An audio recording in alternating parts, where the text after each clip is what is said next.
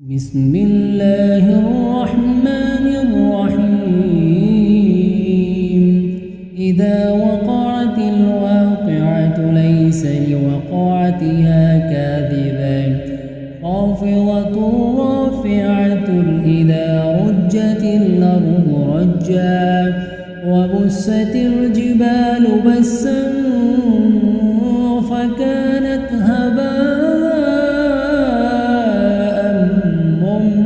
بثا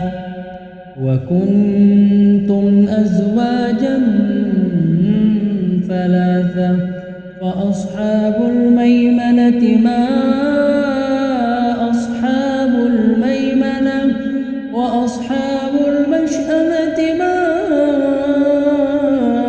أصحاب المشأمة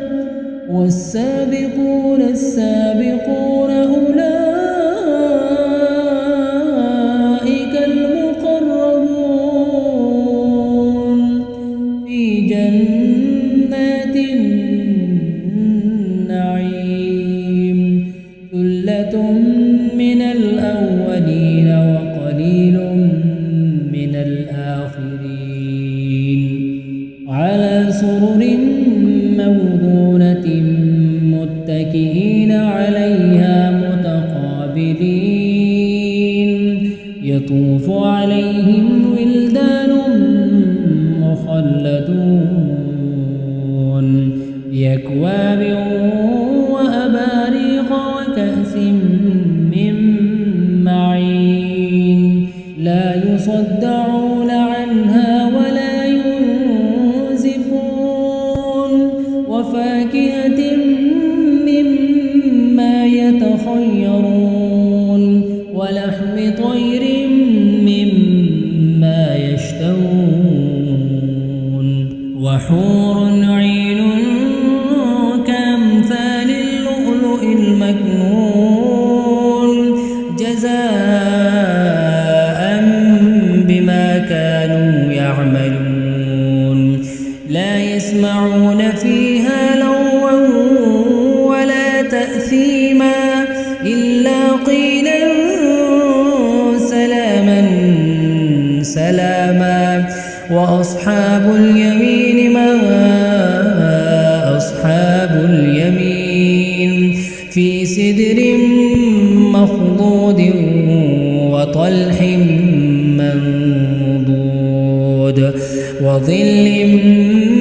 ممدود وماء مسكوب وفاكهة كثيرة لا مقطوعة ولا ممنوعة وفرش مرفوعة إنا أنشأناهن إنشاء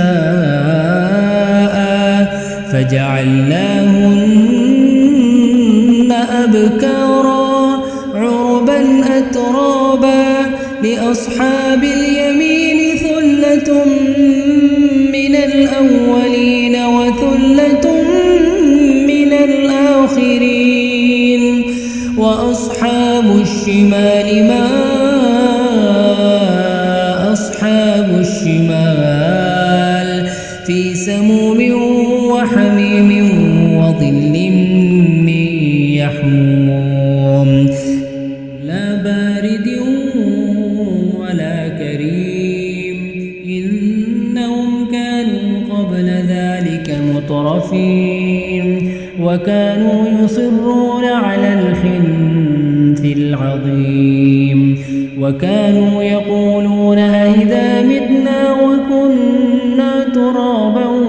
وعظاما أئنا لمبعوثون أو آباؤنا الأولون قل إن الأولين والآخرين لمجموعون إلى ميقات يوم معلوم ثم إنكم أيها الضالون المكذبون لآكلون من شجر من زقوم فمالئون منها البطون فشاربون عليه من الحميم فشاربون شرب الهيم هذا نزلهم يوم الدين نحن خلقناكم فلولا تصدقون أفرأيتم ما تمنون أأنتم تخلقونه أم نحن الخالقون نحن قدرنا بينكم الموت وما نحن بمسبوقين على أن نبدل أمثالكم وننشئكم فيما لا تعلمون ولقد علمتم النشأة الأولى فلولا تذكرون أفرأيتم ما تحرثون أأنتم تزرعونه أم نحن الزارعون لو نشاء لجعلناه حطاما فظلتم تفكهون إنا لمغرمون بل نحن محرومون